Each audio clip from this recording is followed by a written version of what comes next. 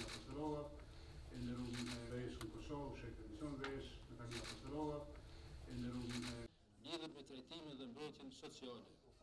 Mbrojtja e kësaj kategorie në nevojë përzore, Ministria e Punës dhe Mbështetjes Sociale është përgjegjëse për draftimin e listës me qenie njerëzore.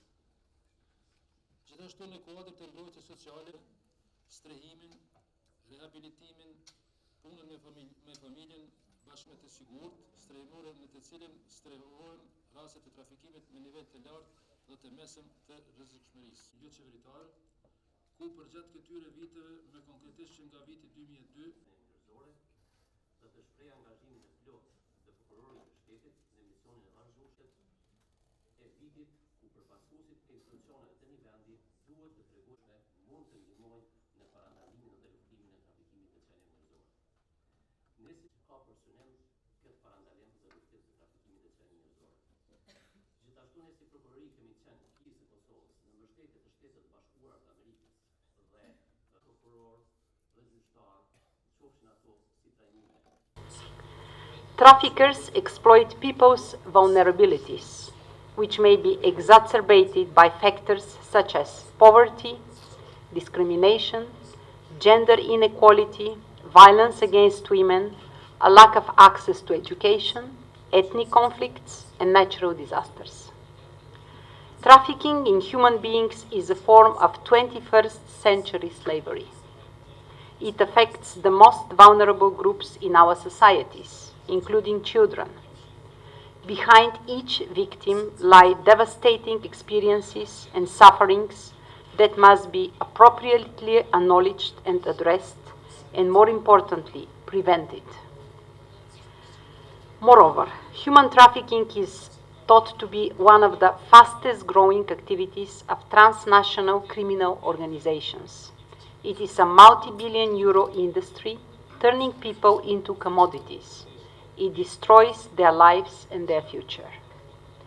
The scale and nature of trafficking in human beings in the EU and all European countries is not easy to define. Criminal activity related to trafficking in human beings can be hidden within other criminality, such as forced prostitution, irregular immigration, or forced labor. According to the UN, 27 million people today are in servitude, whereas 700,000 to 900,000 of their number ends up in human trafficking every year. Clearly, there are substantially more victims than those covered by official figures. The crime has an obvious gender dimension. Trafficking for sexual exploitation, involving mainly women and girls as victims, is consistently reported as the prevalent form. Over the years, the EU has put in place a robust legal framework and set out a comprehensive strategy for EU actions to eradicate trafficking in human beings. However, more needs to be done as the migration crisis and transnational security threats have rendered people more vulnerable to criminal networks and exploitation. To step up the EU response, in December 2017, the EU outlined new priorities in 3 key areas that require immediate action from the EU and Member States. These focus on disrupting the business models of traffickers, improving and strengthening victims' access to rights, improving effectiveness of investigations and prosecutions, and ensuring that EU internal and external action provide a coordinated and consistent response within and outside the EU.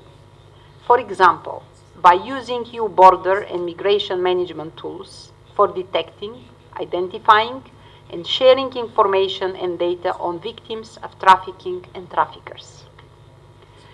The EU already assists Kosovo in this fight.